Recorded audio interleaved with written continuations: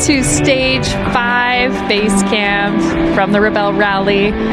This is the 6th edition of the Rebelle Rally, year 2021. We are here live from Pirate Cove, California. I am your co-host, Rochelle Croft, and here with the lovely and talented Matthew Johnson. Thanks for being here with us tonight.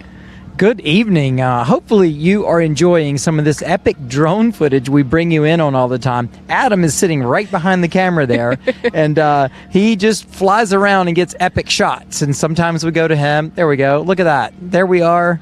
We're sitting kind of near the blue loos actually there.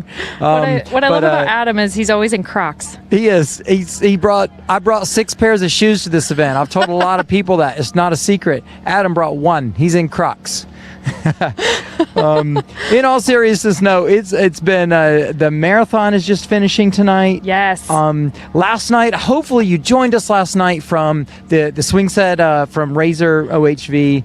We got to really tune in with some teams. That was a really special time. I don't think, from what you guys told me, you'd never actually done a live show in the middle of the marathon leg when all the ladies are camping. 100% honest here. I didn't feel comfortable that it was my place. Yeah. You know, it just felt like it was such a special time. And like I said, even introducing it last night, we considered just not bringing it. Just like, you got to come do the Rebelle if you want to be part of the marathon leg. But it turned out really cool. It did. I think, and if you didn't see it and you'd like to see it, you can find it on YouTube. That was stage 4 evening of the marathon. Yeah, it was kind of a fun behind the scenes look at what goes on when those Rebelles are all out there, all together, camping out, having a good time, making dinner, telling stories. Doing a lot of plotting so they don't have to do it in the morning. Yes, yes. We found some, Rachel and Christy just sleeping under the stars with no tent. Yep. I didn't realize, I got to be honest, I thought it was just pure choice, right? And then someone asked like, oh, your tent blew away. Yeah. Huh? I hadn't put it together yet. I'm like, oh, they're sleeping out because they haven't figured out how to fix their tent yet. It blew away. They were one of the fortunate teams, along with myself, whose tent blew away in the wind. So we were both salvaging everything we could out of those. So that's how I knew that. Well, I would say this evening, especially compared to that, is just sublime here south of Needles, California. It's amazing. I've never heard of this place, let alone been here to Pirate Cove. It's gorgeous. The Colorado River is right here. There's a beach. There's a restaurant. There's an amazing view in the background. This is a really cool, special place. It looks like a great place to come when it's hot and come play in the river. I would think so. And we hear some power boats ripping around out there. There's definitely people still playing in the river. Yeah. So. Yeah, let's. So we didn't talk points last night because, well, some of the information we didn't have. But we're going to talk about yesterday's points, and then we're going to talk about today's points. So we've got 2 days worth of competition to catch you up on. Yes. So yesterday would have been the middle of stage 4. Stage 4 is actually 2 days because it is the marathon leg. So here you have, these are unofficial stats, as the course officials are still going over and making sure that every point is correct. There's no discrepancies. There was a lot of checkpoints and they were just really long, hard days. So the course officials, your wife, goes in and makes sure that all those were timed correctly, because you only have so much time to hit those checkpoints. And this is the first opportunity if you think your tracker had an error or some other outside force impacted your performance. This is your first opportunity in 2 days to put an inquiry in. And that's why I know we're not interviewing Chrissy tonight, because she's going to be very busy sorting out some details here and there. Now, let's not forget, and let's keep it on this slide for another minute. I want to talk more about 4x4 yesterday. Let's not forget yesterday started in the windstorm with the chaos. Yeah. Oh, that's right. It's like that into feels the like world felt like it was coming yesterday morning. Everyone just slammed the doors and took off, full of sand and everything. Yesterday, looking at our overall, so Nina and Tara Lynn there squeaked out another stage win, or a day win there, followed by the Benzies, Chris and Emily Benzie. They were 13 points behind, followed then by Shelby Hall and Penny Dale. Shelby Hall and Penny Dale are coming up the standings. They look like they're on a charge. They've had a couple stronger and stronger days in a row. Cannot count them out. Amy Hall, Becca Donahue, 21 points behind Nina and Tara Lynn yesterday. If you would like to see this kind of stacking of the points, you can go on to rebellerally.com/live, go to scoring, and then look at the flow chart. It's not the quickest thing to figure out, but it really does help you see how the competition works, the flow chart there. So before, I'm just going to keep reading down the list for a second, because you're going to see my point is to talk about something special here. Fifth was Sedona and Lynn. They also are on a charge and keep getting stronger and stronger each day. Behind them, the rookie team we talked about, the Wayfinders, Sam and Becky in 152. We noticed them day one. We're like, whoa, rookie team, top 5. Yeah, they are doing awesome, and that's Koya. It is. We love seeing that. They've got just great attitude about the whole thing.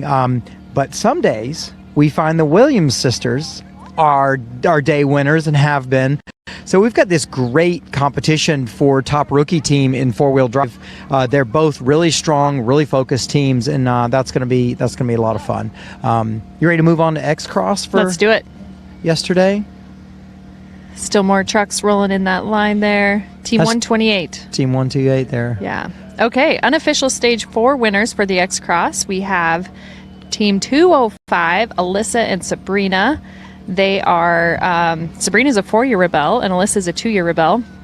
They're fabulous people. And Matt, you made a really interesting note about them. I want to hear it. I'm gonna throw it out there. The rest of their background: Alyssa and Chrissy competed at the Gazelle and won the crossover class at the Gazelle Rally. Sabrina has also been to the Gazelle and competed over there. So they've got between them a lot of other experience to rely on that was hopefully helpful this morning. And we're going to talk a little bit about the challenge this morning. But they call themselves YETI Girl Summer this year, probably because of the electric, power in their Kia. Yep. In my opinion, they need to have some team name that sounds like Late Bloomers, because it's like they come, they play guitar, sing, goof off, and they're having a ton of fun. And then a couple days in, they're like, oh, wait a second. We're here to compete. Yeah. Yep. And then charging up the leaderboard, they come. Last year, they won the Doomsday in Glamis, and a huge pile of points on the board there at the very end of the rally last year. It wasn't quite enough. They still finished second behind Penny Dale and Shelby Hall.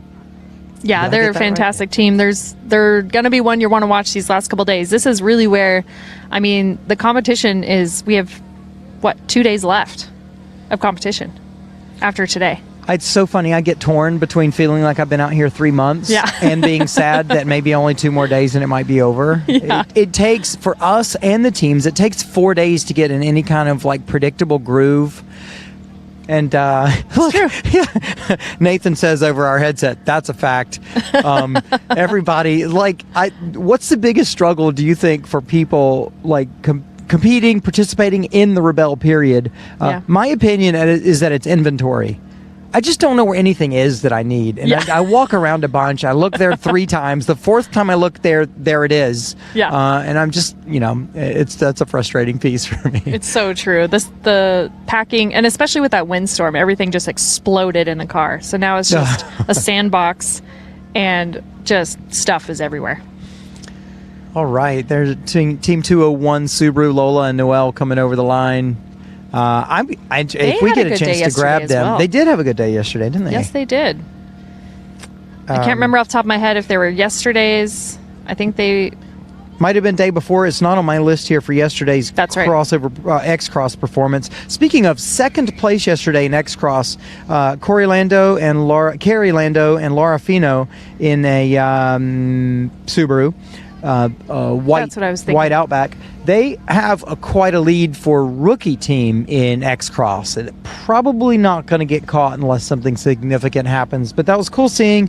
Like I said before, just because the teams that are here have been doing it longer than you, if you're thinking of coming and competing at the Rebelle, does not mean you can't come and go straight head-to-head with them with enough preparation. Oh, absolutely. The rookie teams this year have just been blowing me away. by how prepared they were. They must have been doing a lot of training, how well they're doing in the standings and the leaderboard with all of these teams that have been competing for 3 to 5 years. I just want to speak to the start line. If we're looking at that start line, I'll bet some astute viewers noticed Rochelle and Melissa's number 141-69 Bronco in the finish line there. They did not compete yesterday, had some vehicle trouble, but we saw them at the end of the day retesting out after the mechanics had worked some magic on the Bronco. So those of you 40-30 fans, Rochelle and Melissa are here at the finish line in that 69 Bronco, and we're happy to see them too. Yes, I would love to ask them how they did today, and I need to look at what route they took, because if they took the wash that we took, that would have been a really long, bumpy day. I'm sure we're going to get that in the interview.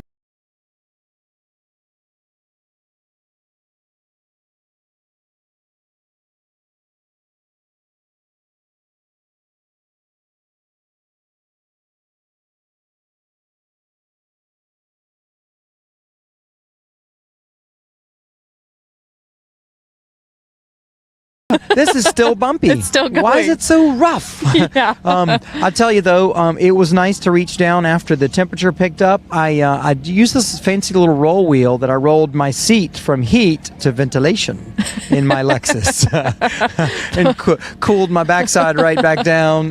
It was the lap of luxury in lots of ways, even though it was quite a bumpy bit there. So thanks Lexus for the use of your GX for me this week. Yes, it made right, I will say.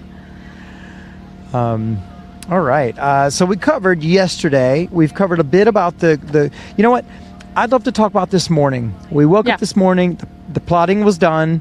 Basically, by the time we woke up and got going, cars were leaving already. Yes. But the competition was especially different this morning. There was is it Universal or World Topo map? Yes. World we need to Topo talk map. about that. Yes. So what's different? Tell us what a topo map is, then tell us what a world topo map is and what the challenge about those maps was this morning. Yes, so I will do my best to explain this. So the maps we usually get as the Rebelle competitors are these beautiful colored topographic maps which have all the little squiggly lines all over it. You see them, you actually see those being really popular even in car wraps and details right now and stickers. And those little topo lines, as a lot of you know, the closer they are together, means you're gaining or declining in elevation. The more wide they are apart, the flatter the land will look. Okay. So, Emily pointed out, that was only 2 days ago? This morning? Sorry, I don't know. A couple days ago when we talked with her, when we started this whole stage 4 leg, that they're giving the Rebelles a new map that they've never used before to make things a little more interesting in Razor, which is an open OHV area, which means you can drive anywhere, which means they get to use distance and heading a lot to reach these checkpoints. And we call that Dead Reckoning, right? Yes, that is Dead Reckoning. Okay. So this map in particular, as I saw, it had a lot of white space on it, no topo lines, and just a few features. Okay. It may have had some topo lines, but I sure did. I didn't see a lot of them if there were there. Features like mountains and hills and such. Yes. Okay. So they then had to plot on that map. I don't know how they plotted on that, first of all, because there was no grid lines either, as far as I can recall. And then they had to figure out how to drive to those checkpoints. So now, how do they look at that map and then figure out the distance that they need to drive to get to the checkpoint? Yeah, that's a good question. This is where your odometer in your car or a rally computer that they have installed in their car really makes that difference, and that calibrates the amount of kilometers they've driven very precisely. Okay. More than an odometer. So do they use a ruler for this? Does a ruler like if you know you're on a 1 to 100,000 map, does your ruler distance translate to some conversion to distance in the car? I would be so lost, let's be clear. Super lost if I was out there navigating. Taylor's probably dying right now, my navigator. The reason I'm in this seat and not that seat.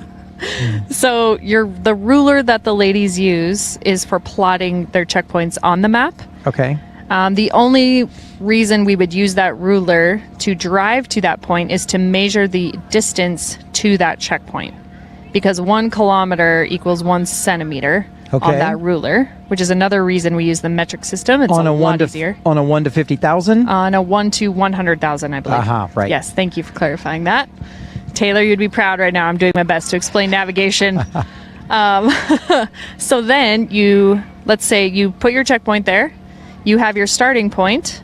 You reset your odometer. You've measured, okay, this checkpoint is 3.5 kilometers away as the crow flies in a straight line from my starting position, and we're going to go at a heading of 98 degrees.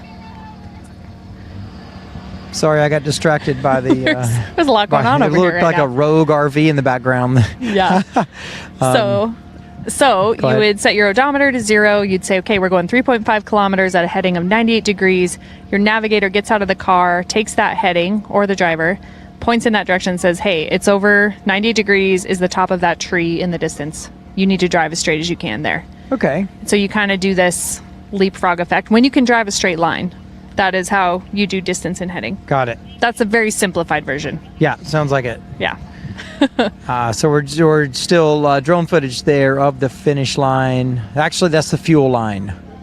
And Adam's drone's making it look like there's a lot more daylight left here than what I see. It's a magic drone. That's cool. We see Luna there. We talked to April Leon about her 4Runner. Oh, yeah. Yes, let's go to the tracker. I just didn't hear what Nathan said. Sorry. Okay, so this was is this correct that this is today's tracker? Looks like it. All right. It seems to be going in reverse. Okay, that's why I was confused. These are Dead Reckoning movements? The Dead Reckoning navigation points in Razor, the open OHV area. So there was a lot of sand, a lot of clumps of trees. So you see teams kind of doing kind of a loop there and then kind of spitting off in all directions. And we can kind of see the features that Rochelle was talking about, the different little mountain bits there. The short ones might not be on the map, but some of the ones with a sharp edge and a lot of close together topo lines may have been on it. I didn't personally get a peek at it, but I think it's worth pointing out that the sand we find in the rally is not only in the sand dunes. The whole Razor OHV area, there's lots of sand. So teams had a special challenge really taking care of your car today, because you want low air pressure for soft sand, but you want some higher air pressure to deal with all the embedded rocks. And there was a lot of embedded rocks that we saw on the way here. It was a tricky road. Colin, could you reverse that tracker for me? I want to go back to Razor here for a second. Okay, thank you. All right, so you have Razor. So the tricky thing of today is they had, I can't count them super fast, they had quite a few checkpoints available in Razor. And the teams that managed their time well probably gave themselves a time limit for how much time they could spend in that open OHV area. Because what happens is you get fixated on that and you think you have to get all your checkpoints, forgetting all of the rest of the checkpoints to get you to the next base camp. So they then had to hop on this road in the Mojave Preserve, which was a beautiful road. And that's what you see them all doing there. Playing Pac-Man? Yep, playing Pac-Man. Now tell me, Rochelle, why would I see a tracker move backwards? If a team second-guessed themselves or turned around, went the wrong direction, and then realized, oh shoot, we're going in the wrong direction. I thought this was south. I actually need to go north. Then you'll see that tracker go back. Or maybe they're going back to their last main known point. Okay. Because that's where they knew that they were on the map. Okay. And they could identify a feature. Trying to get unlost, essentially. Yes. Okay. All right. You see them all trickling in. They went through that wash. They kind of slowed down there over that mountain pass. It wasn't really a mountain pass. It was more of a wash pass in between kind of some canyons. And a fair number of vehicles went completely around that. I'm not sure if they somehow knew, how rough it was or what the challenge would be. Just looking at a couple more cars sneaking in here as it's getting dark. Yeah, I think most of them made it all home.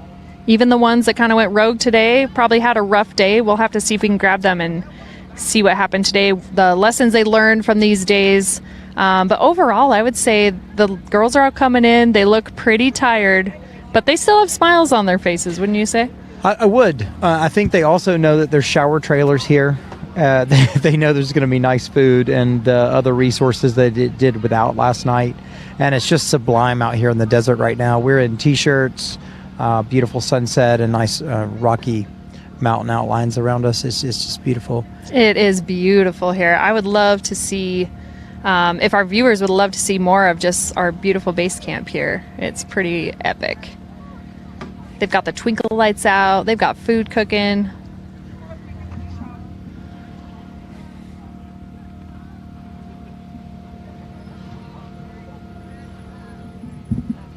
And so here they are, landing here. It's after the marathon leg last night. Everyone camped out at Razor, as we've covered. The coolest thing, I think, is that we got to go and chat with a few of them. I think we've got some special, is it Maddie B or maybe Jeff? We've got some cool footage of, here we go.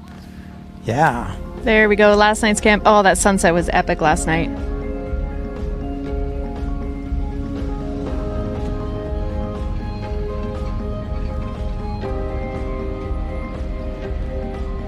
We will. I'll speak over it. It's just cool. I'm enjoying it too. The B-roll that our team shoots and edits together, it's wonderful. It's like you feel like you're there. You just kind of get the feel of the sense of relief everyone is showing right here, because this is the first time they've committed to getting out of the truck and stopped for a minute since the wind blew us away from the Beatty, Nevada area. Yes, I love seeing the smiles on their faces. That big clump of trees where a lot of those girls are nestled around, there's a swing set in there, which is really fun. We had a nice interview with Shelly as she was on the swing last night, chatting with some teams. Love it. I love seeing their smiling faces. You can tell there was just such relief when they pulled into there last night, like, oh, we made it. There's no wind. We're going to sleep in. This is awesome.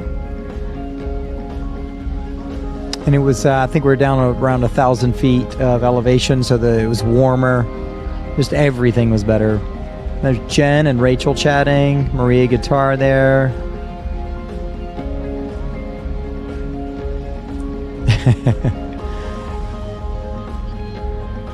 I love it. I love walking around last night, and you see these groups of conversations happening and the stories that they're telling all over. Oh, that was a good look. The eye roll. I love it. That was awesome. So Allison Williams there. Having some Mountain House, chowing down. I'll have to take a poll and see which meal is the favorite out of all the Mountain House meals.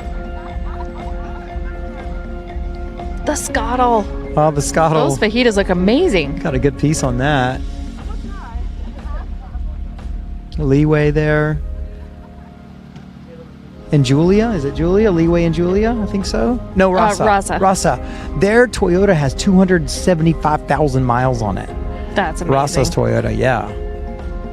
Sedona. So if you're worrying about having a new vehicle to do the Rebelle, don't let that stop you. Yeah, many of the teams were plotting last night. The work never stops. They all had their headlamps out, tailgates, plotting those checkpoints so they didn't have to do it in the morning.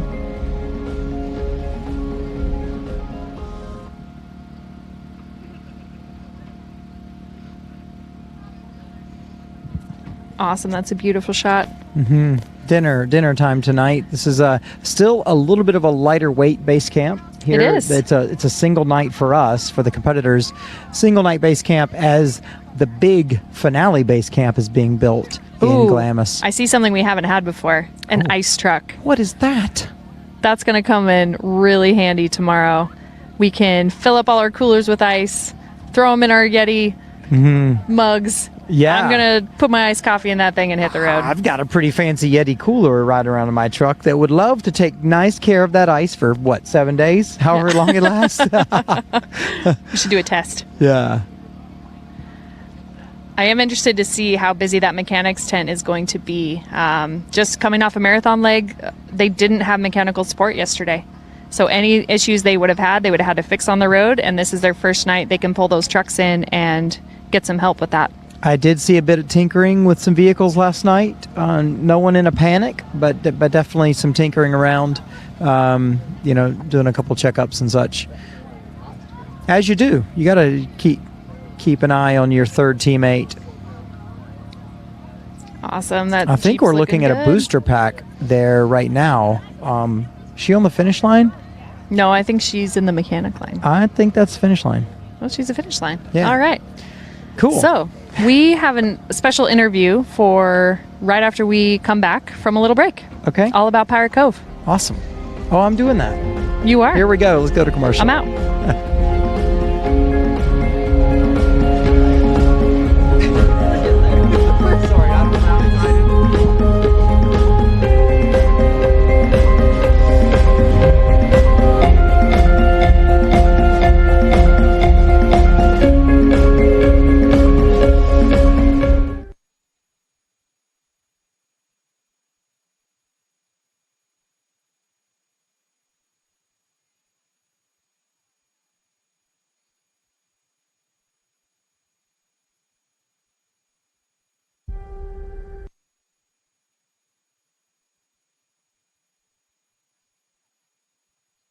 So here's to you, the full-time adventurer, the amateur professional, the deliverer of the nation's goods. From the mountains to the beaches and the dunes, making a living. Wherever you go, whatever you do, you need a wiper blade that can keep up with your lifestyle. So whether you're an off-roader, a tough mudder, a snow trekker, a trucker, a soccer mom, or just a dad wanting to spend time with your kids, you're gonna want to see where you're going. Turn. If you're wondering how Scrubblade compares to competitors, take a look at my friend Kyle over here. They look normal, but his wipers only have one blade and no scrubbers, so they're weak. In fact, you can hear it. Pathetic. Now how does that compare to the dual cleaning action of Scrubblade? Oh yeah. Double the efficiency, double the clean, and double the sadness for my man Kyle over here. Oh!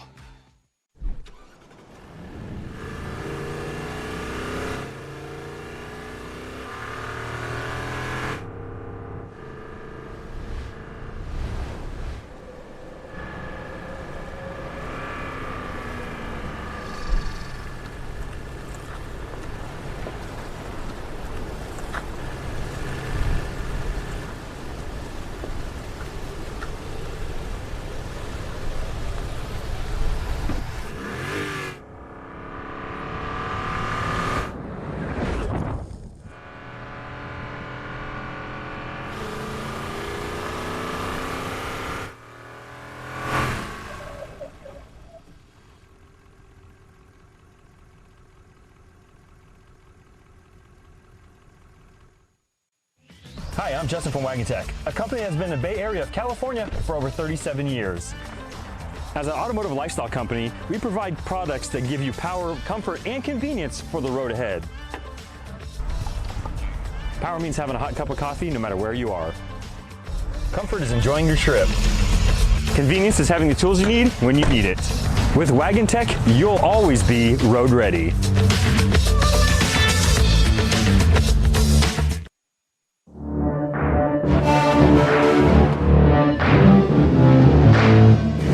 All right, it's Matthew here. We're just sitting here with Shelly, who's one of the general managers here at Pirate Cove. We want to hear more about this cool place that's hosting us this evening. I got to acknowledge a little bit of chaos going on. Shelly, it's okay to laugh about whatever's happening behind us. Uh-oh, is one stuck? Well, there's a car just trying to get off the line behind us. Oh. And it sounds like the transmission was in neutral, or the drive line was in neutral, so they were trying to make it go and it wasn't going. Now it's in low, it appears. So there they go. Okay, let's get that going again. So sitting here with General Manager Shelly here of Pirate Cove. Shelly, tell me what you do. So I'm the general manager down at the restaurant. We have a restaurant and 3 bars down on the beach area. So we have 2 bars in the restaurant and then 1 down on the beach. So it's a big production. We do a lot of events down there. Oh, nice. Yeah. And tell me, what's your season look like here? So summer is our big boating season. We've got 250 slips. We've got a 7-lane launch ramp. And basically both sides of our channel are just completely packed boat to boat all along the sand. It gets pretty nuts over here in the summer. And then winter off-roading picks up.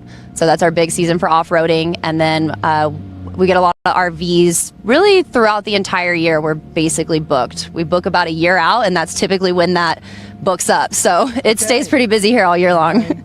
Cool.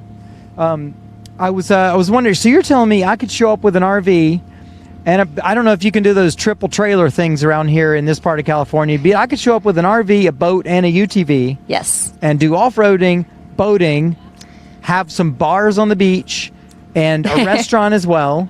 Now, if I don't want to bring my RV to do that, where can I sleep? So we also have beachfront cabins as well. They're 2-bedroom, 2-bath, very spacious cabins right on the water. So really, no matter how you come, we'll have a place for you. Wow.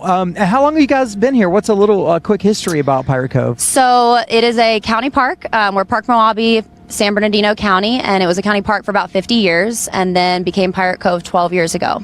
Okay. And it's just continued to grow since then, yeah. I'm sure, and I would imagine in the last year or 2 years now, you've seen a ton of growth of people trying to find a way to get out when they weren't going to work, right? You can tell that cabin fever is a real thing. Yes. I hear you. Any other amenities I haven't mentioned that someone might find if they come and visit? Yeah, so we also have our store and boutique, fully stocked store. So anything that you need, we'll have it there for anywhere from camping. We've got food and then merchandise as well.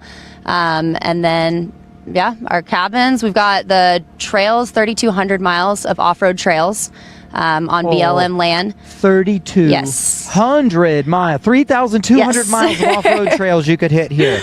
It's a big place. Wow. Yeah.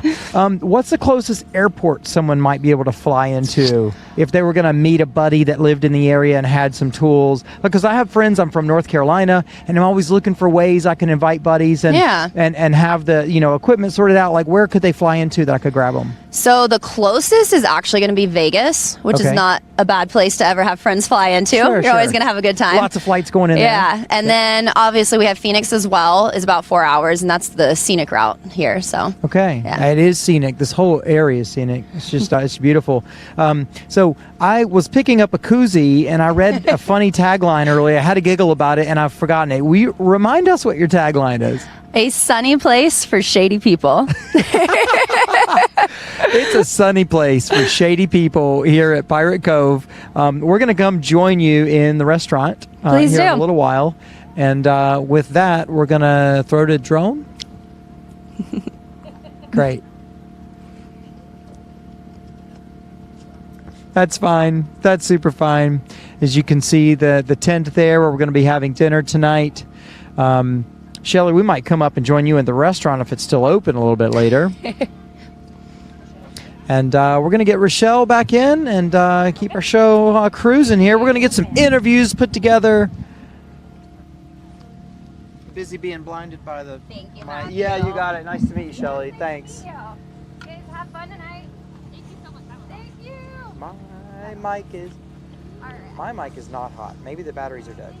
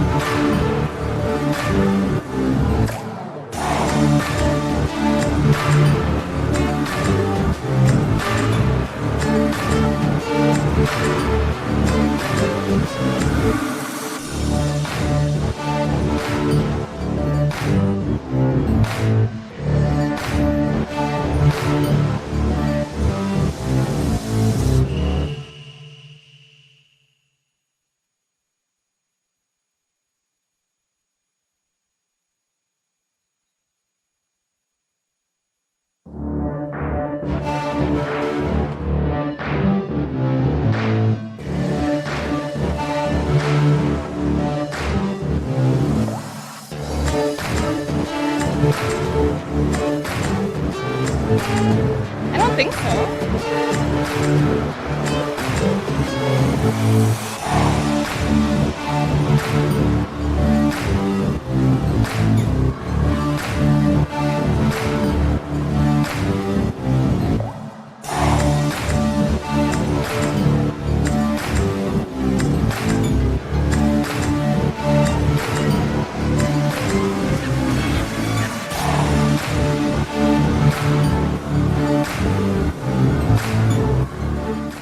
All right, thanks for joining us. My name is Rochelle Croft. We are here at the Stage 5 leg of the Rebelle Rally this year. This is the live show presented by Lexus, and I am here with Shelby Hall and Penny Dale of Team 150, one of the Bronco teams.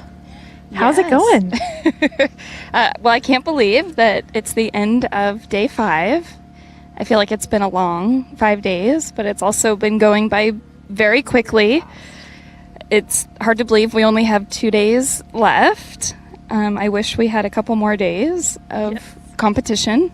Because it's so fun, or because there's mistakes made and you want to redo it?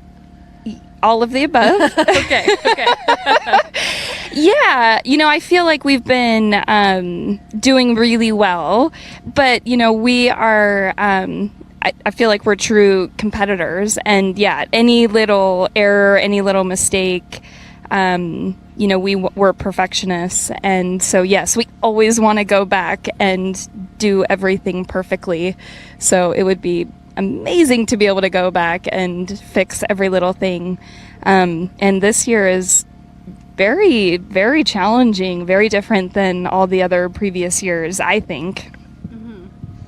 Yeah, and I'd say, we're just the first couple days of the rally, you need to find your flow. You need to find your flow as a team and your rhythm. We're waking up at 4:30 a.m. That is kind of a shock to the system, going to bed at 8. So once you start finding that rhythm, it's like you could go forever. And then you can start really ironing out any of those little kinks that might have happened in the beginning that you wish didn't happen. Because like she said, we're perfectionists and we want to do it all just right. Yes. So last year, you two competed in the crossover class, the X-Cross class, in Ford Bronco Sports. And this year in the 4x4 class, in a Ford Bronco. How do those things compare? Do you like it more? Do you like it less? How is it? We love both, but being in the 4x4 class is kind of like, it allows us to go exactly where we want to go and to compete at the level and go to those black checkpoints and things that we really want to chase. The Bronco Sport was incredible. It took us above and beyond where it should have. Really, honestly, it did. But it's really fun to be back in, for me to be back in the 4x4 class. I would totally agree. Yeah, I was amazed with the Bronco Sport, and our teammates, Melissa Fisher and Cora, are out here in the Bronco Sport this year, and they're doing phenomenal. I'm not sure the last 2 days, we have not seen the scores yet, but as of 2 days ago, I think they were in first place, so they are killing it out there. But the two-door Bronco, and I keep saying it, I am so pumped that we're in the two-door Bronco. It is the perfect vehicle for the terrain that we've been in, the shorter wheelbase. We have been in such tight terrain out here. We've been in super tight washes that have not been driven on in ages. The first couple days we were in pretty high elevation, just really like coming down mountains with trees all, I mean, like our wrap, there's not going to be a lot of wrap left on the sides. Yeah, from everything that we've been driving through. And so I feel very fortunate that we've had the shorter wheelbase, and it's just been so comfortable to drive, very easy to drive, been very good to us. So I feel very fortunate that we've been in the 4x4 class this year. I love it. How has the terrain of this course been for you compared to years past? The driving itself, I think, is far more challenging this year than ever before, which is awesome for me as a driver. I'm having so much fun with it. Good. And I feel really fortunate for our team, being a professional driver. That is where I feel like I really get to shine and bring my skills to the table, where we can really like cut time and be just really proficient of getting where we need to go, following of course all the speed limits and following all the rules, but just being really precise with tire placement and being able to get where we want to go just very efficiently is what I like to say. But it's been so much fun. So I'm very grateful that the rally has put together a very challenging course this year. And they've actually given us multiple choices where you can take one route that is far more challenging drive-wise, or you can take an easier route drive-wise. And so we've basically, chosen kind of the more challenging driving courses, and it's just been a blast. I love it. So I would love to know, we've got some awesome B-roll that's playing of you girls out in that lovely Bronco. Cool. It's always fun to watch yourself, isn't it? It's great. I know. Yes, what I would love to know is, Shelby, you obviously have a background in off-road racing and a story there, which I would love the shortened version of that for our viewers. And then I would also love to hear how Penny got into all of this. How is Penny here right now? How did you hear about the Rebelle? How are you here? And then teamed up with Shelby. It seems like a really good teammate combination. So I come from sorry, there's someone that's stuck nearby us, on a rock. This has been a fun base camp. There's a lot going on here tonight. So I'm a third generation off-roader and professional driver, and it all started with my grandfather. And he actually was a mentor to Emily as well, which is really cool to be able to be a part of this. And who was your grandfather? Rod Hall. Okay. And so he actually started his whole career with a Ford Bronco, which is what makes my relationship and being here with a Ford Bronco pretty unique and extra special also. So I have been a part of off-roading and part of really just like off-road adventuring my whole life, and I feel very, very blessed to be able to call it my career and to be out here. And I feel really, really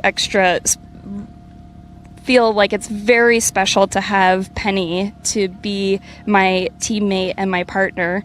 And I do. It's been an incredible couple years having her be my teammate. I've learned so much from her. And she's a good one. She is amazing. Yes, she is. I've seen her out there. She's incredible. Thank you, everyone. How did you get into all She's this? always saying this kind of stuff, and I'm like, oh, I just don't know how to handle it. But I love it. Shelby and I just feel so fortunate to have each other and to be teamed up together.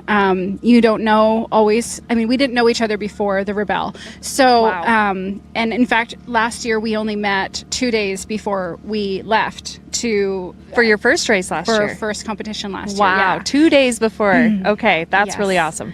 So we did a lot of planning, Zooming and things like that the weeks before to try to prepare. But like, it was intense. You don't know. And I mean, for me coming in, I'd never met Shelby. I knew her background, and I was like, wow, this is an amazing opportunity to, get to be her teammate, and wow, also a lot of pressure to be her teammate. And love you. But it went so phenomenally. And by day 3, we were like, yeah, I really like you. She's like, yeah, I like you too. And that was it, you know, then we were like best friends, basically. So my background,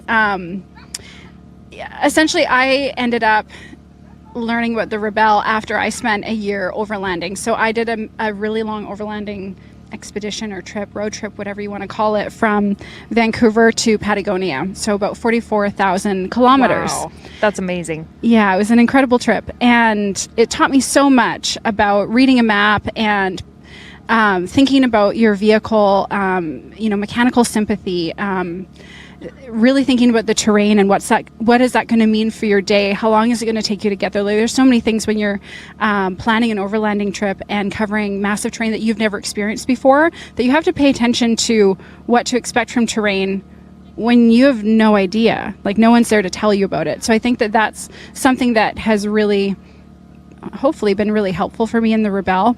And a huge part of the reason why I love the Rebelle, because a lot of those skills that I began developing during that trip, like navigation and reading maps and understanding topography and, packing and loading vehicles effectively and all these like routine things to make you really efficient. All of that is, exactly what you have to practice and do in the Rebelle. So for me, later in life, I'd love to do more of that, more exploring that way. It's such an incredible way to travel and, genuinely meet people. And the Rebelle is an incredible foundation to keep working on those skills and, hopefully do some of that with Shelby maybe one day. So what would you tell someone watching this and watching the entire competition thinking, well, I don't know if I could do the Rebelle because I'm not a professional driver. I've never done anything like it. And I'm a super newbie. I don't even know how to navigate. What would you tell someone? You just have to start somewhere. Right? I'm not wearing the hat, but yes.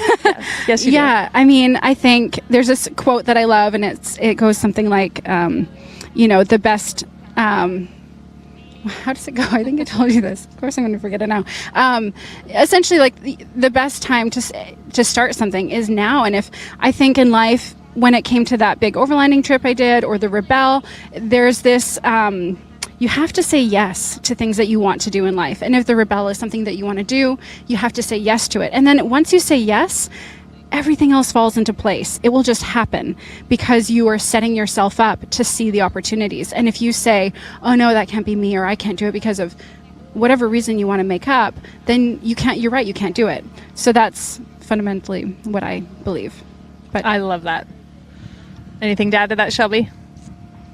I totally agree with that. The Rebelle is very challenging. I do feel like it's set up for a lot of different levels. Absolutely, it's set up for people just starting out, driving and navigation wise. So the only way to learn how to do it is to be here. They offer lots of training, so take advantage of all the training that is available and then show up and just fully immerse yourself. And the first year is going to be really hard. Yeah. It just is. And then the second year will be easier. And every time you come, you will make mistakes, and then you learn from those mistakes, and hopefully you will enjoy it, and keep coming back. Yeah, and I'd say, before I did this, I didn't have the experience that Shelby has. I really didn't have, it sounds like I had a lot of experience, but I didn't feel like I knew a single thing about the Rebelle the first day that I started. And, so once you start, you figure it out. Day 0, you really figure it out. And it's so much fun. I love that. Well, thank you, you two. And coincidentally, registration for 2022 opens up on October 15th. So maybe we'll see you back out there. But for everybody out there, I really want to stress, there's so many women here who have never done anything like this. Everyone has to start somewhere. You got to put yourself out there. I love what you said. You got to say yes to those opportunities. And we always love to quote Warren Miller, if you don't do it this year, you'll only be 1 year older when you do. So why not do it now? So thank you so much, ladies. We really appreciate you taking the time with us. we wish you all the best. We are all watching you. We are all watching that lovely Ford Bronco out there, and we cannot wait to see how this thing shakes out. So keep at it. We are all rooting for you. Can you tell us what place we're in right now? I don't know if I'm allowed to do that. Okay. Well, it's posted. Nope, I can't. It's posted. We just haven't. They're saying in my ear, no, you can't. All right, we'll go look. I can't say anything because okay. Yep. All right. I'll jinx something or whatever it is. So all these rules I have to live by here. There's a lot of rules around here. Yeah. So speaking of the course, you guys just spoke about the lovely course today, and we have a quick video to show about Jimmy Lewis and how all of this comes together. So thank you two again. Thank you. I'm the course director at the Rebelle Rally. I am a washed-up ex-motorcycle racer. I won the Baja 1000 once with Johnny Campbell. I've finished on the podium in the Dakar Rally back when it was in Africa. In being the course director, I've worked with Emily from the beginning when she told me she had this crazy idea, and she had a really good base of where she wanted it to go, and there was a lot of areas that I was very familiar with. Scouting the course was, first it was done in our heads, and then it was done on paper maps and things, and then there were certain sections that we actually had to go out and drive, and not only just knowing where to go, but knowing how to set checkpoints, what was involved in that. So I had to really rethink my navigation, bone up on my navigation skills. I'm used to doing it more with map books and GPS and riding fast, where this is slow down, think about it, understand how to triangulate things, how to measure distances, understanding, terrain features and things, using paper maps, using analog compasses. So it put a whole new effect into the way you saw the land, the way you kind of absorbed it. So actually going out and running some of the stages that we built and then correcting it based on this is the way the competition is going to take place. That's the real challenge in this. When you actually find a point and you know how difficult it is, and that's kind of cool. And I think you're going to get to that maybe up to 23 times in a single day if you're good. You could have a really great day or a bad day.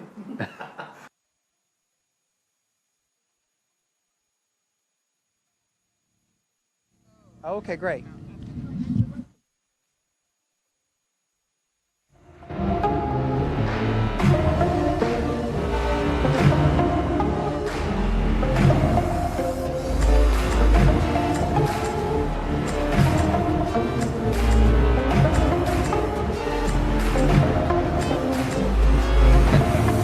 I've got two guys out in the course. They're looking for a blue flag that might be a souvenir for someone. I don't know. It disappeared. So you can hear us here. Matthew Johnson here chatting with Jimmy Lewis. If you're just tuning in, we are at the end of the marathon leg. It's 2 full days of navigating and collecting checkpoints. And Jimmy Lewis, who helps dream up and sets the course, it's really on his mind when he's got competitors still out in the field trying to finish checkpoints. Jimmy also manages our team that runs out and sets the checkpoints each day. Jimmy, how has today been? Oh, like every other day, it's there's a S word and a show. So we're dealing with all kinds of stuff, but we're having a great time. It's the Rebelle. It's game on. Did it seem like the Razor OHV area was more challenging for the competitors than you expected? No, they actually did really good. The course always to me has a certain flow, and we wanted to keep them there for between 2 and 4 hours so they didn't get so spread out because we're on a transfer day. So the idea was we wanted to have them spend a certain amount of time there and then be able to flow down here and then do some points later on in the afternoon. And if you got behind at Razor, then you would have to sacrifice the points in the afternoon. And it worked out. I was actually amazed how well today worked out. There were some challenges in Razor. It's very sandy, and then there's lots of rocks. And everything, it seemed like it worked good. So I don't think I was surprised. It looked good to us. We could see a few teams had some struggles in the soft sand and such this morning. We did take the full course through the blues on the way back here. That was through the wash and the rocky stuff. Yep. It looked like some teams were able to avoid that, but it looked pretty eaten up. Was some of that course part of a race? I think they had like a UTV poker run or jamboree or something like that here recently, because it wasn't like that it for sure wasn't like that when I laid down and said these are where we'd like to go. But that's the thing about off-road is it changes, whether it's a thunderstorm that comes through or 100%. a race course or a UTV event or something. And now with people getting out more, they're taking their Jeeps out and they're actually driving them in the dirt. And we see this like on the historic Mojave Road that we drove on today. And that used to be just butter smooth, and I kind of equate it back to when I used to race Baja. There were not big giant hoop-de-doos the entire course. There were some of the roads you go, oh, this is the kind of road you dream of racing on, and now they're just torn up because everything changes and there's not a road grader out there fixing this stuff. That's part of off-road. That's one of the things we like about off-road, but sometimes when the roads are getting a lot of extra use, then the wear is really evident. Yeah, we're like actively, Emily as well, and some other people that they're involved in some of the land use. We want to figure out ways to kind of help this, make it so that these trails become sustainable, keep using them. Do we have to design some kind of a drag that maybe we could drag through on some of these trails that would knock down those chatter bumps and stuff, which on the UTV it's not a big deal because you have big balloony tires and then all-wheel drive, and you're in a stock vehicle and stuff, and it'll just rattle the dashboard apart. Oh yeah. and all it takes is 100 UTVs to go through a trail like that, and it changes the makeup of it. Plus it's sometimes a little bit more narrow, so the track it's just evolving, and that's why you want to have suspension. That's right. Yeah. Go see Total Chaos before you come out here. So let's talk a little bit about tomorrow. So actually, I want to make sure I do proper service here for... So one thing we need to make sure of is I noticed there's some competitors standing around. Yeah. We chatted about this briefly. Are we not going to tell them how this works tomorrow morning or this evening anyway? No, they should. They know how this works. They should know how this works. Okay. But they don't know it exists. Got it. This is a surprise. Okay, it's a surprise. And the reason I'm being quiet when I'm saying this is because there's kind of competitors standing around right now nearby. This did cross our minds if we could actually talk about this stuff. Right. So and this is how sensitive we are about keeping the course information away from competitors. Absolutely. They possess the skills, and the unique nature of the Rebelle Rally is you need to come with your set of skills and you need to be able to adapt. You need to know how to navigate, understand distance, understand heading, understand how to read the compass and do the things you need to do to get you from point A to point B. And that's what this is. So this is essentially a Dakar-style roadbook. So we'll call it a cross-country navigation roadbook. And since we're in an open area, which is the Glamis sand dunes, yes, it's designated open area. So cross-country travel is totally legal.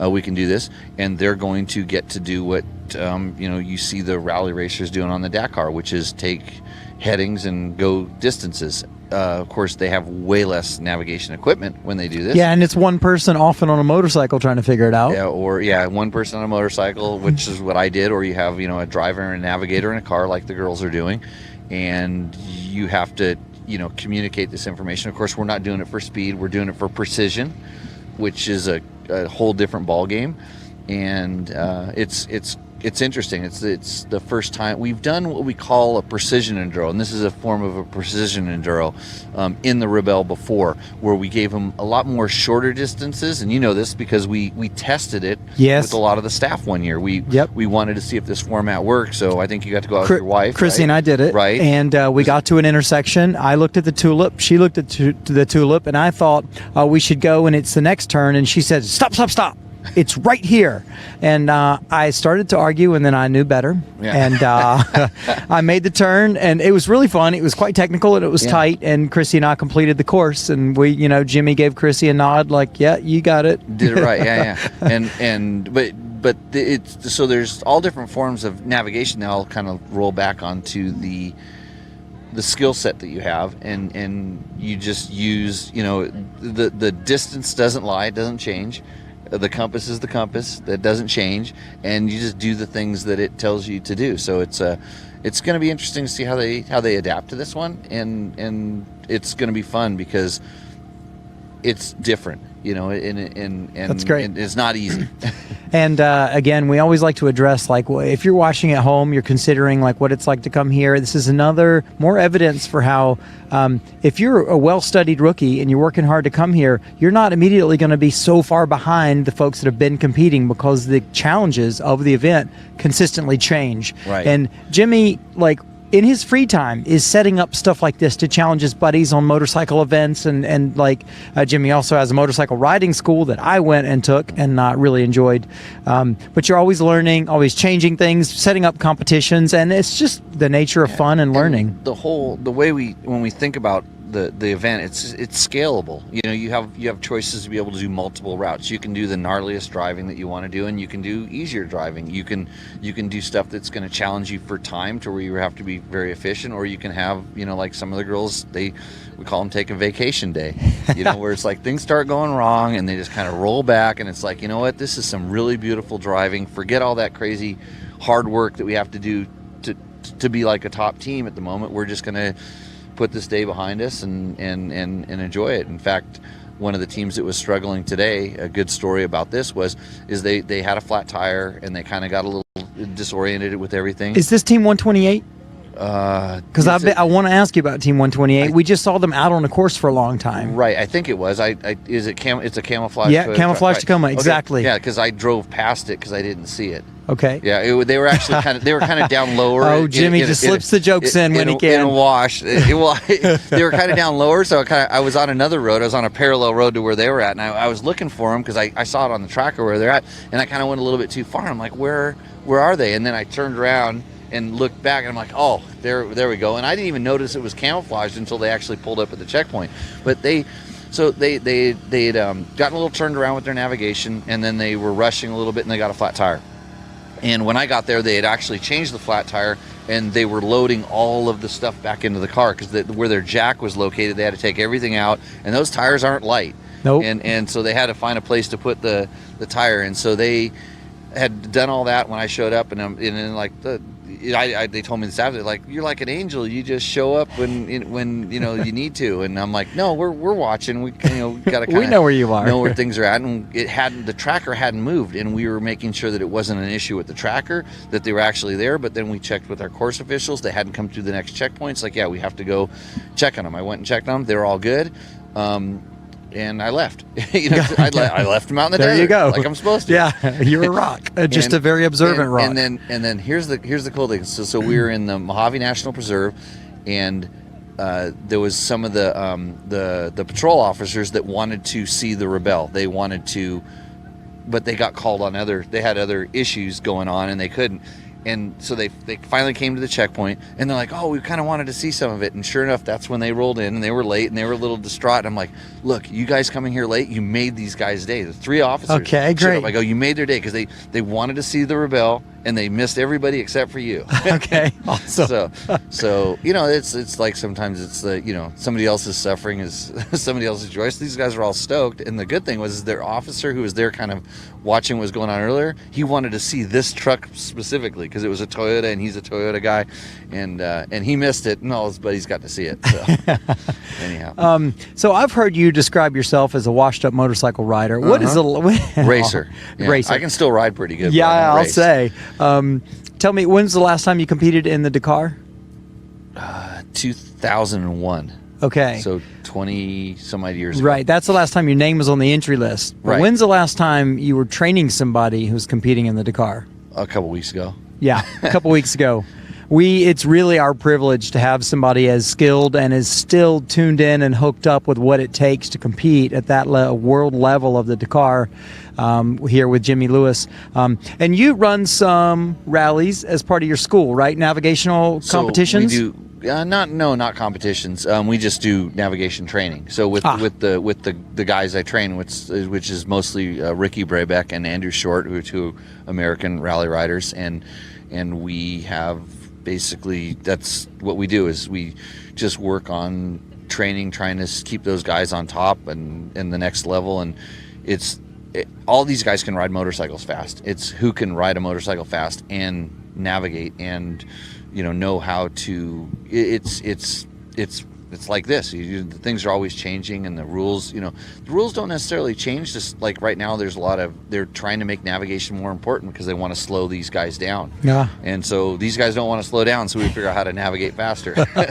So that's the name of the game. Well, one of these days when I feel like my riding's up to it, I'm going to come join you for one of the navigation trainings when it's not those guys around. Yeah, but every once in a while we'll do like we'll call it a more hobby rider one. Yeah. You know, and so it's for guys that are just interested in like, hey, what does it take to do that? Like when I see you guys do like the WRC style roadbooks. Sure. What's that? That's called pace notes. Pace notes. Yep. And that's a whole different thing, and I'm fascinated by how those work and what goes into it, because it's the same thing, just completely different.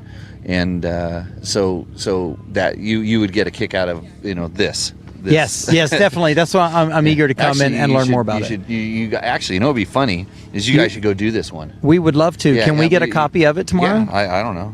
You got to guys. Can we set up a B-roll thing and throw somebody in the back seat with a camera and run this on our way into Glamis? That would be cool, but you got to do it after all the girls go.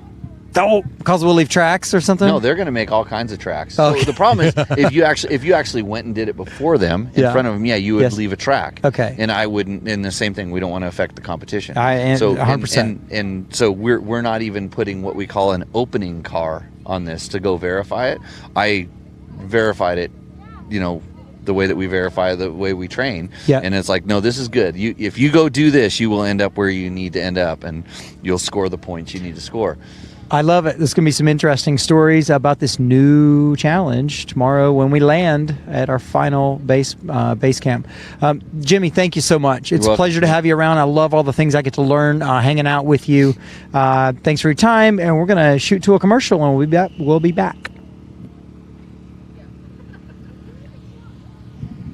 All right, mics are clear. Thanks for your time.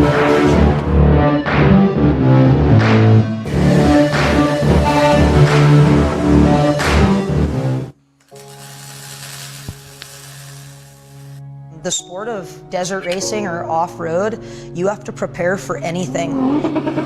The only way to know if something's going to withstand the abuse is to go out and test it and beat the crap out of it.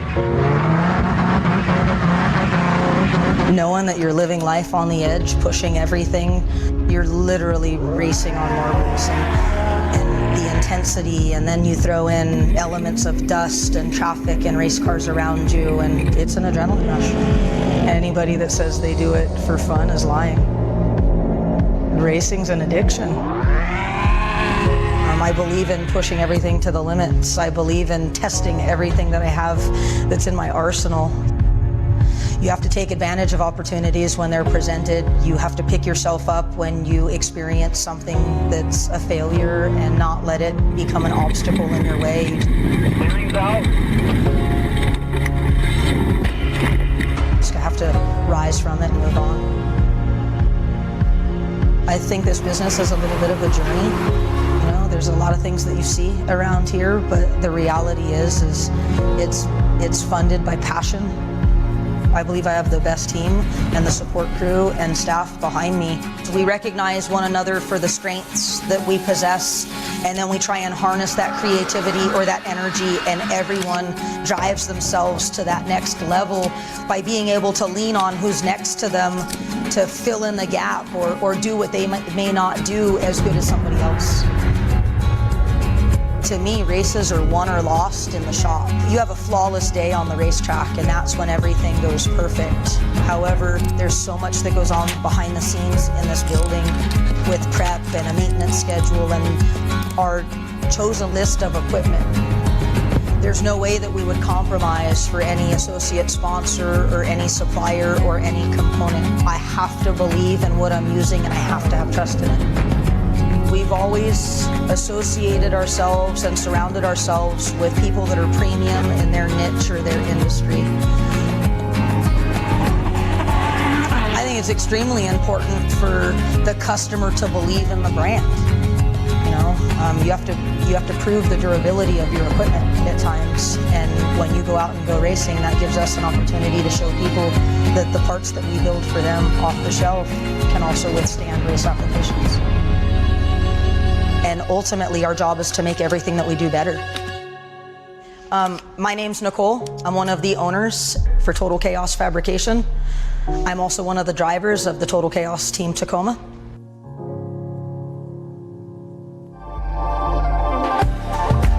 The Rebelle is kind of it's a team sport between your team, but everybody out there is doing the same thing as you, and we all look out for each other. People are fierce competitors, but at the same time, we watch out for each other. Yeah, you're there for each other so that you don't ever feel alone. Everybody's got the system now. If you're going past somebody, you always do a thumbs up. You got to check in with everybody, and if something's wrong, you stop. You find out. You find out how you can help. There's one first place in the Rebelle, but there are many wins. And as we help each other out, that's a win. Yeah. And that makes it a good day. The staff is there always with a smile on their face, 5:30 in the morning when it's freezing, and they're greeting us, and we're miserable. They've already been out for an hour? Yeah, and they're genuinely happy. I'm like, what? It's a family, that's what it is. Emily has done an amazing job of bringing people in that mirror her value system and what's important, and all the staff definitely reflect that. Yeah, for sure. I think the Rebelle even breeds like camaraderie. It totally breeds, even if you don't go into it like thinking like I'm gonna have all these really great friendships. I think we all walk away like, wow, these women are really amazing. Women lifting women, doing this. It's not about winning, it's about teamwork. It's about those wins. It's about working together to make it better.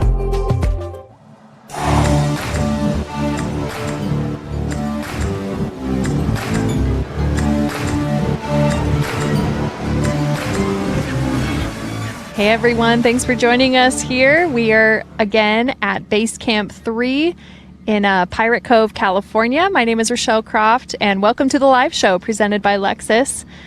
We're here at the Rebelle Rally 6th edition, and I have team number 211 here. We have Emily and Mercedes from the X-Cross class, but not any X-Cross class, an electrified designation of the X-Cross class. So, can you ladies tell me a little bit about what you're driving, because I think you have a very extreme challenge here on your hands, and you've been doing a great job with what you got. We do. So we have a 2021 all-wheel drive, all-electric Volkswagen ID4. And so this vehicle has only been released for a few weeks. The rear-wheel drive variant has been released for a few months. And so this is a brand new vehicle, especially to take it off-road. So it's got about 295 horsepower, about, 339 foot-pounds of torque, I believe. And bone stock height, which is what we're running, stock height is about 6.7 inches of clearance. Wow. So it's an all-wheel drive vehicle. It's got about 249 miles of range, and that is in absolutely perfect conditions. And so that's the suggested range that they have. We're finding and we're calculating a whole wide variety of range. Wow. So that, my mind is a little blown. Sorry. That's a lot, because we ran into you today just right outside of Razor, and you were explaining to us how, because you had to go so slow in the type of terrain, it was almost cutting your reach in by quarters, right? Is that what you said? It depends on the terrain, yes. Emily Winslow she's a fabulous navigator. She's a two-time Rebelle, and she's competed both times in the X-Cross class in a different vehicle, a different manufacturer's vehicle. And so she's been excellent in basically helping guide me where we need to go and what type of terrain would be easiest, not necessarily easiest for the vehicle, but successful for the vehicle. Yeah. So we've realized now range comparisons, since we're at, day 5 now? I think my days are blending together a little bit. I get it. I think day 5, that we've been realizing that the range has basically been either 1-to-1 or maybe even a little bit better if we're downhill, maybe highway transits, things like that. Or if it's really challenging, and if we're in B mode, doing kind of some rock crawling or really, off-camber situations or really sandy stuff that we have to go very slowly and just really technical, we've kind of figured out that it's basically about 4-ish, plus or minus, about 4 kilometers of range to 1 actually traveled. So if you think about that, it could be a 4-to-1, which could basically be 25% of your total range if you do that type of terrain all day long. So Emily and myself have really been kind of playing the range game on top of the Rebelle Rally game. So it's been really interesting. And I'm sure, Emily, you've got some bits to add?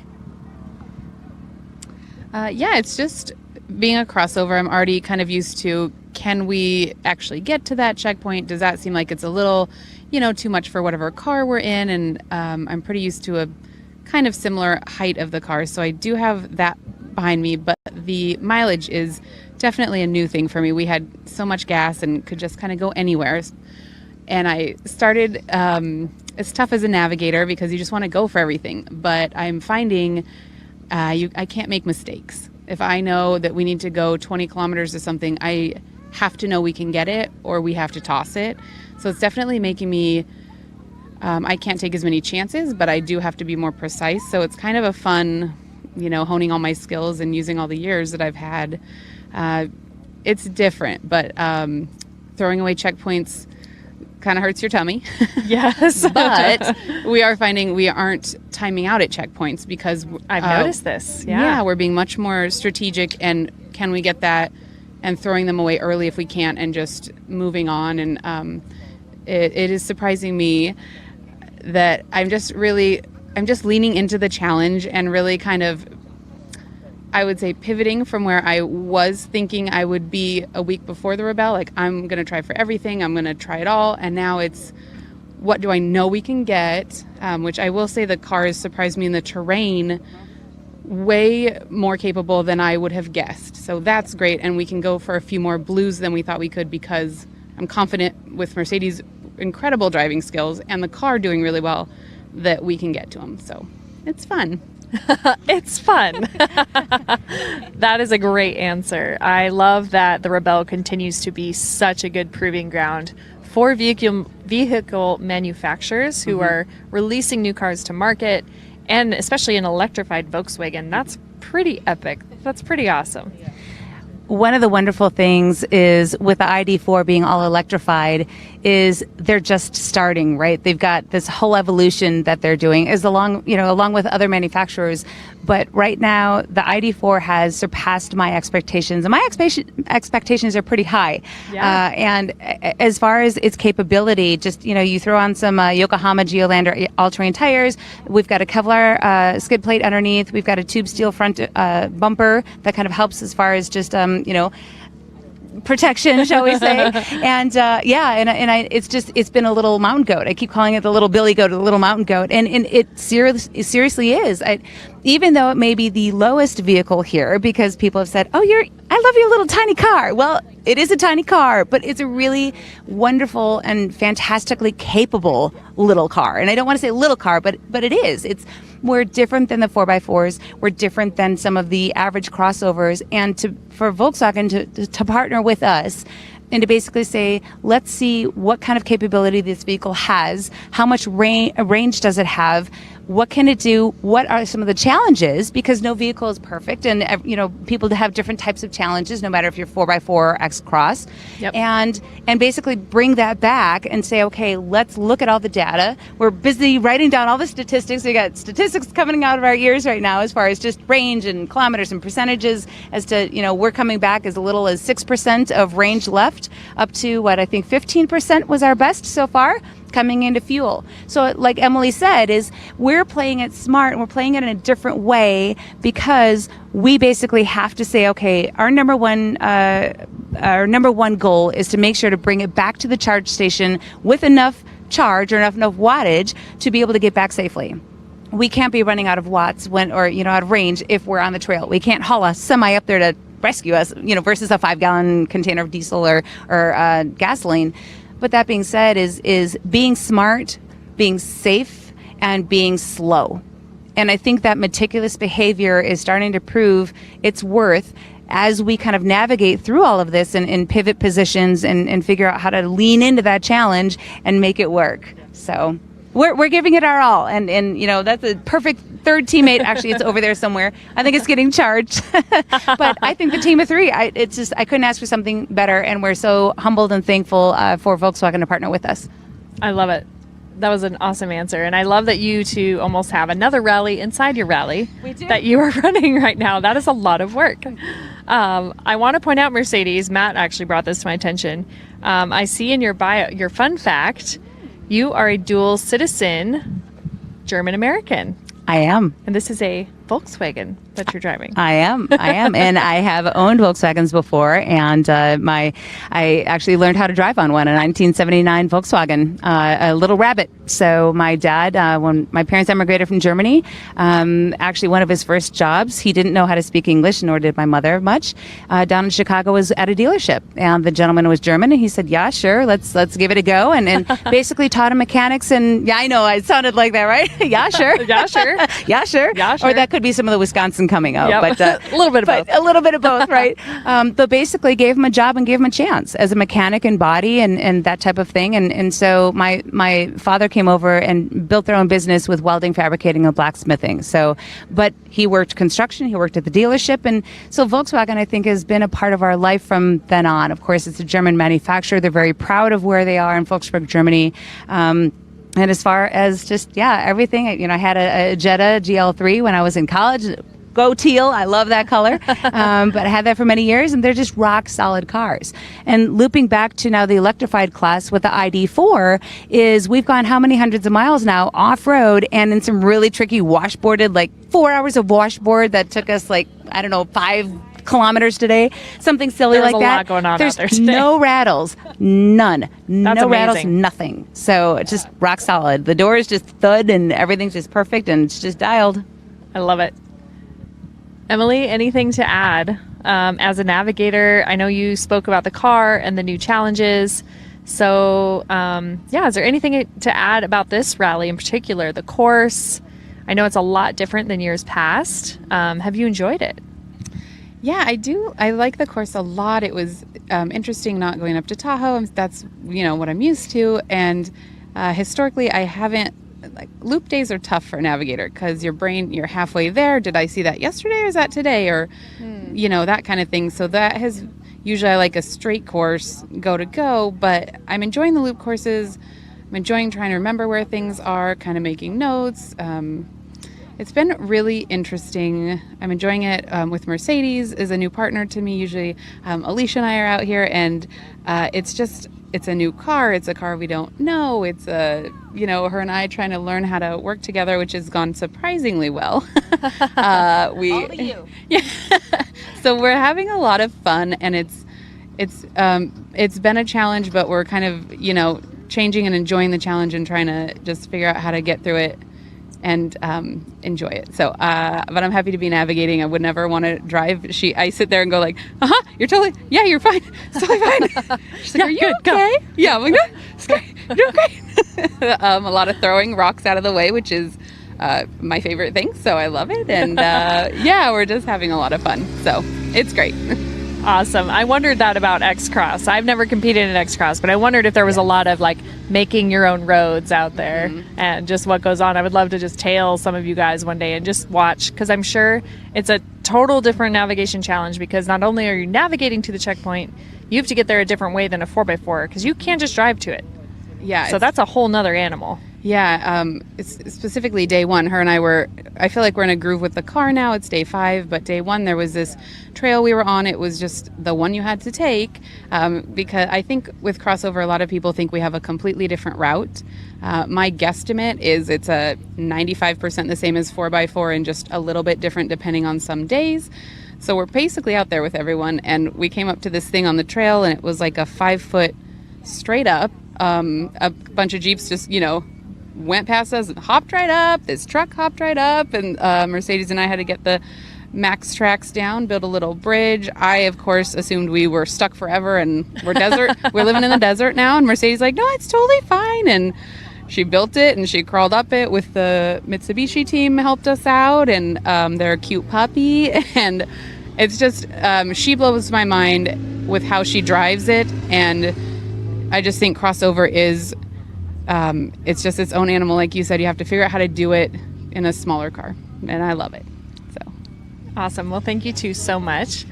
Before we close out here, is there anyone you want to say hi to at home? Of course. Hi to Chris, hi to my mom and dad and my sister, all my friends at home.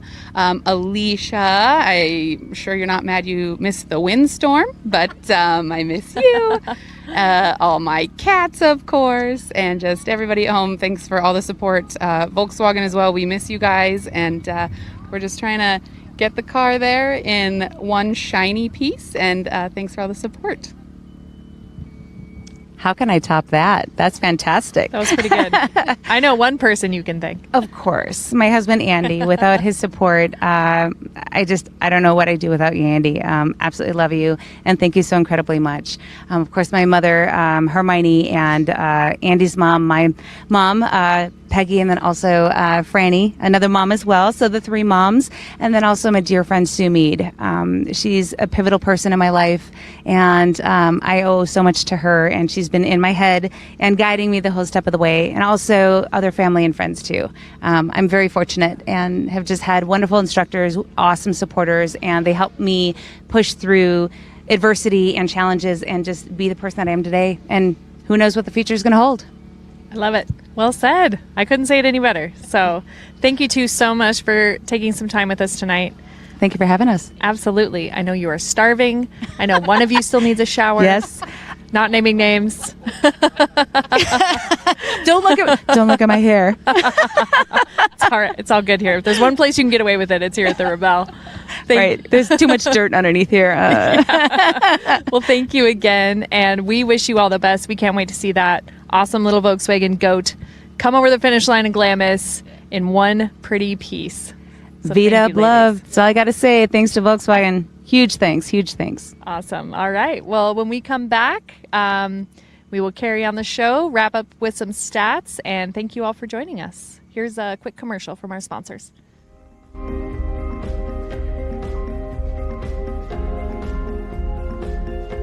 Wondering how Scrubblade compares to competitors? Take a look at my friend Kyle over here.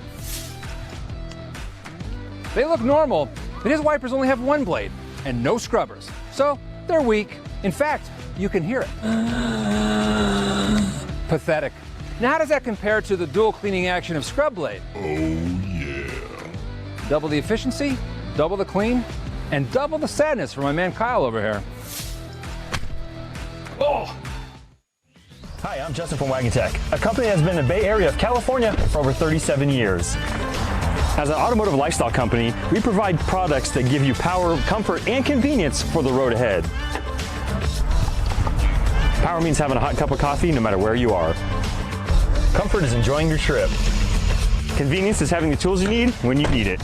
With Wagan Tech, you'll always be road ready.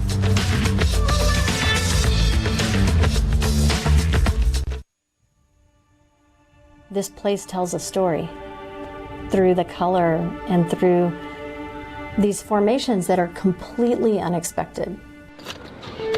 I started racing almost 2 decades ago, and the color of the desert Southwest is like nowhere else I've seen. It's so unbelievable. It's unforgettable.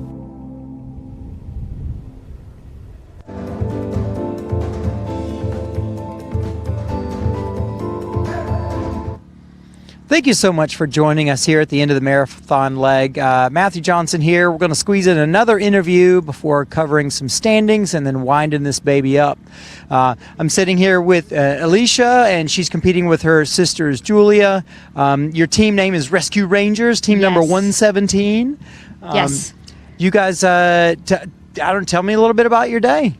Well, we had a bit of an interesting day. So started off getting a bunch of different checkpoints. Everything was going really well. And then I left to go run up to get one of the X checkpoints, 5X.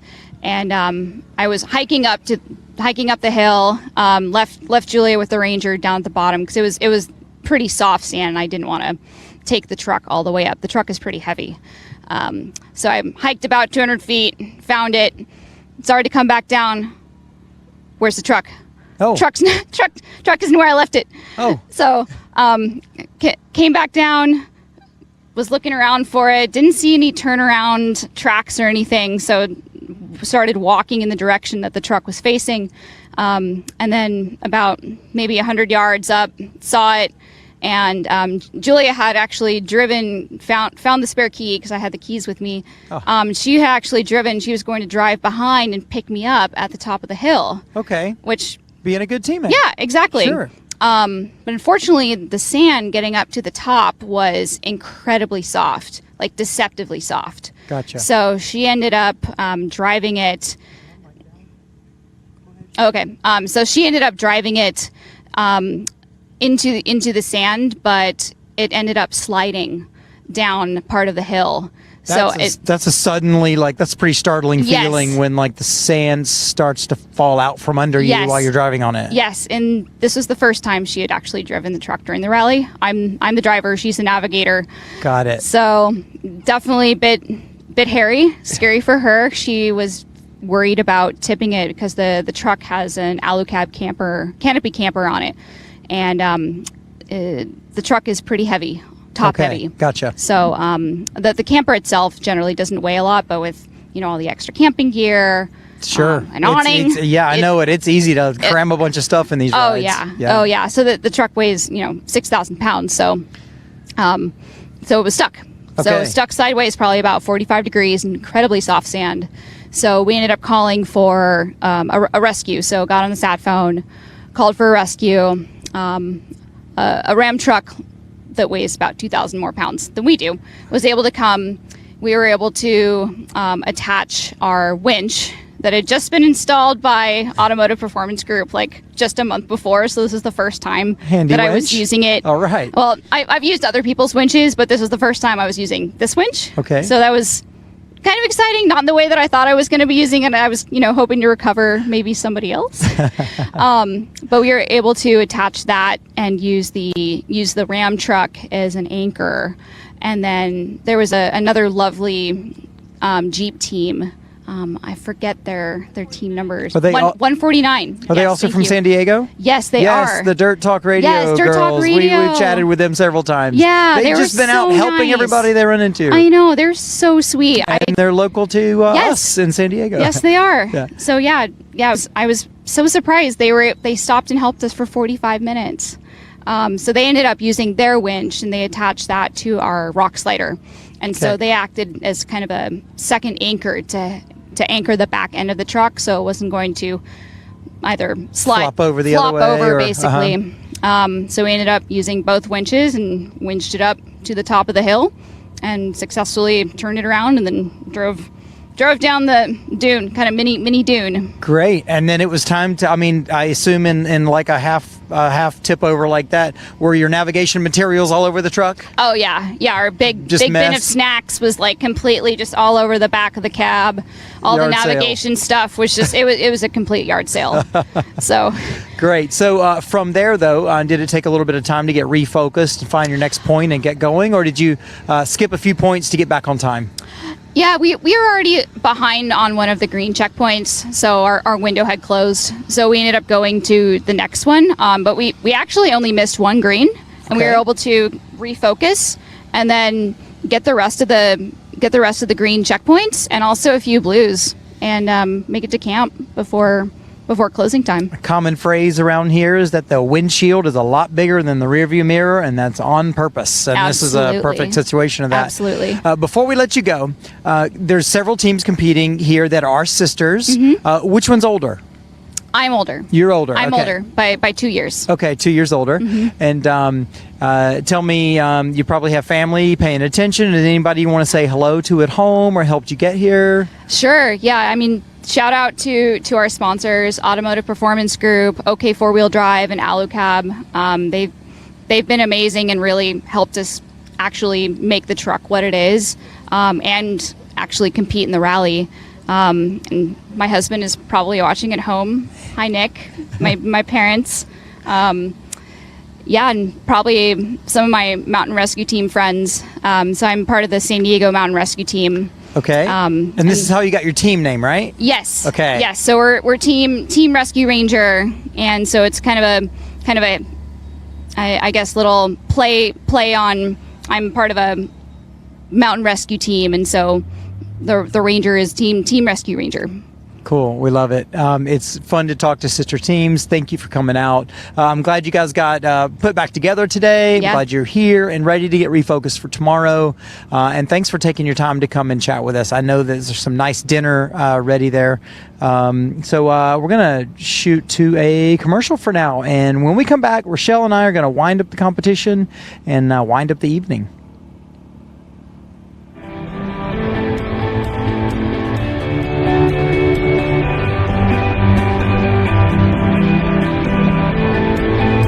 To you, the full-time adventurer, the amateur professional, the deliverer of the nation's goods. From the mountains to the beaches and the dunes, making a living. Wherever you go, whatever you do, you need a wiper blade that can keep up with your lifestyle. So, whether you're an off-roader, a tough mudder, a snow trekker, a trucker, a soccer mom, or just a dad wanting to spend time with your kids, you're gonna want to see where you're going. All right, my turn.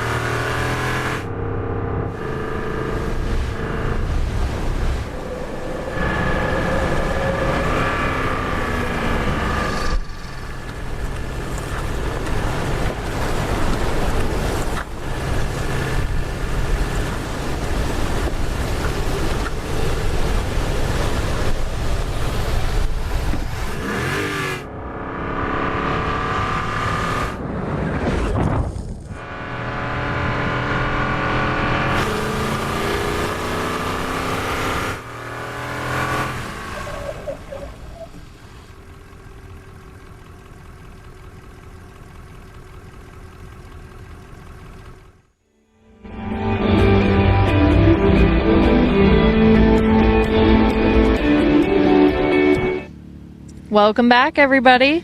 I see some cozy tents. We had a camera on there. The competitors are at dinner, ready to jump in those tents and have a nice I see some evening. barbecue smoke billowing up over there. We are here at Pirate Cove, the end of the marathon leg for the 6th edition of the Rebelle Rally. Man, it's been a long couple days. And every team has a lot of story to share. We wish you could bring you more of those. We dig around, we get a lot of interesting info. We're going to continue to do that for the rest of the rally. We're going to get as many team interviews put together as we can. Yes. So, I want to talk competition and scores because who's going to win this baby? Why are we here? Left Yeah. of this competition, and things are heating up. I was studying this all day. If you guys have the scores, I think our team has them, the unofficial scores from this stage. They're going to pop up in a moment, but what do we know? It's still a wide open race is what I know. It is. It's not a race, it's a rally. It's a navigational rally. You said the R. Yeah, sorry. I said the wrong R word. Okay, so we've got Nina and Tara Lynn for 4x4 who have been holding steady. They're just so consistent. And we knew that would probably be the case as they came into this. And when we look at the results, and if you at home look at the results, tell me what's interesting about watching their scores checkpoint by checkpoint. Yeah, like they're getting stuff. They're just so dead on. All those black checkpoints. I don't know how they do it. I think it's magic. I know there's a lot more skill to that. Kaylee's probably watching and she's like, "It's a lot of work." I'm like, "I know it's a lot of work." But they just seem dialed in on those black diamond checkpoints at a level that other teams aren't just able to match reliably, right? Yeah. Yeah. And so, but as we can see, if we look down the overall standings, probably 5 or 6 teams deep could still have a chance at winning this thing. Yeah, and this is why I love the Rebelle. It all comes down to the last couple days, especially that last day in Glamis. It is a shake-up day. It is all in the dunes. We've seen teams fall apart. We've seen teams come together and just have everything click. Sure. And win the whole competition from that one day. Yeah, Glamis is full of points. And if you can be organized and you've got the sand driving down, the navigation down, we're going to talk a lot more about this, but navigating in the dunes is also tough. Yeah. But the navigating can't take priority over the driver, else you'll be stuck all day. So really, it's like you work all week to come up with the level of teamwork necessary to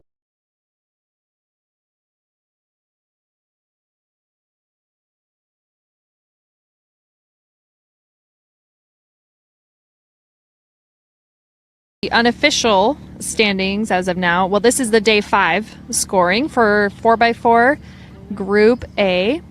Nina and Tara Lynn won the day by a few points, it looks like. I'm going to get out of my chair and look at this closer. 98% of the points. That is amazing accuracy. But they're only 3 points ahead of Johanna and Susie. Yes. And Johanna and Susie, another team with a ton of experience, took last year off to do some lives and marriages and things. Yep. Last 2 years off. I know they've got the experience and the skill, They and do. now we're seeing it show up. And this morning we talked to them and they were excited because this was their Dead Reckoning Day, which they are used to doing from the Morocco rally, and it seems to have paid off because they were only 3 points behind.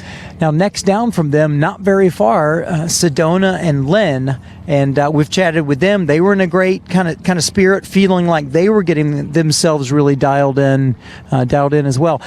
What I would really like to point at is tied with third with Sedona and Lynn are Sam and Becky that are our rookie team. Yeah, rookie teams in the Sequoia. In the Sequoia. I want to know if they did that wash today. A massive achievement there. Yes. Rookie team running that high in the order on day 5. Now, every day hasn't been quite that strong for them. They're not 5th in the standings. They might be just outside. They're right around the top 10. But still, having rookie teams there battling inside or around the top 10, that's a big achievement. It's huge. And I want to point out, you see these red scores. The red numbers. Yes, so that means that teams did not make that checkpoint in time.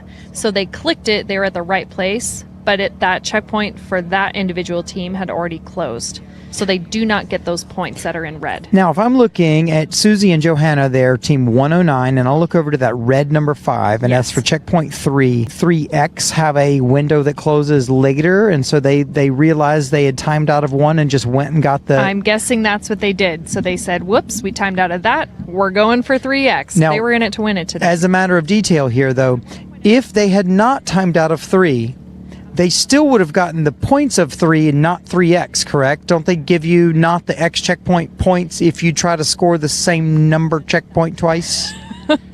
I believe you are correct. Okay. Yeah, it sounds like a Chrissy rule. Sounds like you that's should how ask it your works. wife. She might be able to tell you. So they're on the scale on the scoreboard. That was Group A. Typically, the teams that are in the competition to be able to win this event are all going to be kind of shoved in Group A, so that they have exactly the same competition parameters. Now we're looking at the 4x4 Group B group. 96% of those points today, 131. Still awesome. A really they only strong timed out run of checkpoint 14. They did a great job. No penalties. You also see that penalty column.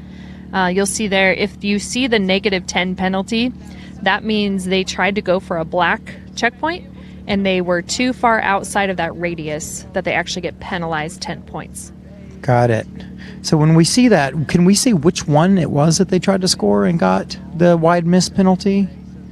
Can't really see that. So we're not able to tell the story if they used a wide miss penalty to then go in and be able to nail the black diamond checkpoint as a result. So if you're looking at this at home, remember, you click 4x4 and then standings, and that's how you're going to be able to see the overall score. We're looking at simply day 5 right now. Guys, can we go over to X-Cross day 5? And this is just winding up the day we're standing in. The day we're standing in here trying to finish and wind up. All right, so there's X-Cross for today. Melissa Fisher and Cora Jokinen, look at them, 190, 91% of the, is that 91? 94%. 94% of the points today. They were looking really strong. They had a couple of days that they weren't quite at the front, and we see that they're ready to stomp their foot down and really put more of a stamp on their lead. Yes, you'll see they did the same thing. So they timed out of the blue 3, so they went for the 3X, and then 14 the same, went for 14X. Sabrina and Alyssa, they're coming up there again. I think the next 2 days we're going to see a lot out of that team.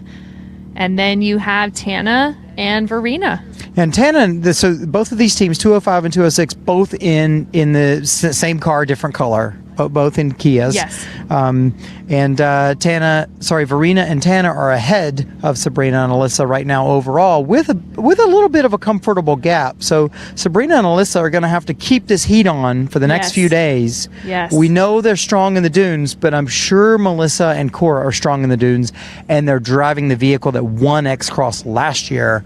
So we know that the Bronco Sport's going to be something to compete with there. Awesome. Can you guys, go to overall standings there? Thank you, Tracy. Okay, here's overall for X-Cross. You have Melissa Fisher, Cora Jokinen. 14 points. By 14 points, they are leading Verena and Tana. And then that is another only 9 points ahead of Sabrina and Alyssa. So great run there. Then fourth place, Carrie and Laura are rookies. They are another gap back, but they've got a really solid stamp there on their rookie position as the highest rookie placing in X-Cross. I love it. I love all these rookies coming into, they're just coming showing up, meaning business. They are. Let's look at 4x4 class real quick. So again, overall, at this point in the rally, with two more full competition days remaining. Okay, Nina no and Tara Lynn. Nina and Tara Lynn. Total of 1,058 points. 49 points in the lead right now from the Benzies. Those Benzies are here to win it too. They're in second. Who are only 20 points up on Sedona and Len. Yes, so I think what we're going to see here is a really big fight to the finish for those top 5 slots. You've got the Sedona and Lynn in third there. Only 2 points behind them. Is that right? Yeah, I got to apologize for folks. We're looking at a monitor that's just kind of tough for us to read. It's a little small print.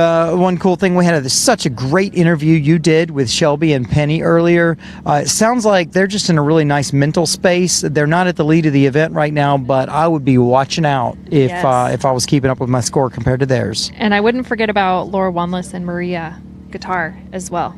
God, and you just keep looking down the list. I know, then there's Tiffany and Rory. There's a lot of really good teams there that could really shake this up. And then Susie and Johanna. And our rookies in 9th. And a rookie in 10th. Followed by another rookie. There's the rookie battle at 9th and 10th overall. Yes. Exciting stuff to come. This is going to be a really good couple days. So tomorrow, looking forward as we wrap this up, tomorrow the teams will have maybe a few checkpoints in the area, and then they are transiting to our final base camp location in Glamis. They're already all thinking about those sand dunes. I know it. Yeah, no one's thinking about getting glamorous and Glamis on our celebration after this deal. They're just worried about getting through Glamis at this point. Let's mentally prepare themselves for that. Let's remind our viewers about social. All right, follow us on socials, Instagram, Facebook, Twitter, Rebelle Rally, at Rebelle Rally, excuse me. And you can follow us live at rebellerally.com/live. You're not going to want to miss these next couple days. Those standings could get shaken up. We're going to be following those trackers very close. Remember, they also have to keep those third teammates, their vehicles, in a state where they can still compete in Glamis and finish this rally. So that is another component to this rally. A lot of miles yet to come. Chatting with Alicia earlier, she said it's taken this long to get her order, and now she feels like she could just do this for months. That's amazing. I could not. I could not. I could not. Again, thanks for joining us. Thank you, Lexus, for being behind us in the live team, being able to cover the Rebelle Rally for 2021, the 6th edition of the longest off-road rally in the United States. Which happens to be for women. And what are we doing tomorrow for the live show? 6:45 a.m. Stage 6 beginning. We'll be covering right here from Base Camp 3. 4? Base Camp 3? Base Camp 3. There you go, because we were on a marathon yesterday. Here at Pirate Cove, south of Needles, California. We had a great interview with one of the Shelly, the general manager here of the restaurant. We're going to go try to see her and find some... Let's go get some food. Yeah. Thanks for joining us. Thank you, everyone, for joining us. We so appreciate you. And we will see you bright and early tomorrow morning, 6:45 a.m. Have a great night. And we're out of here. Yeah.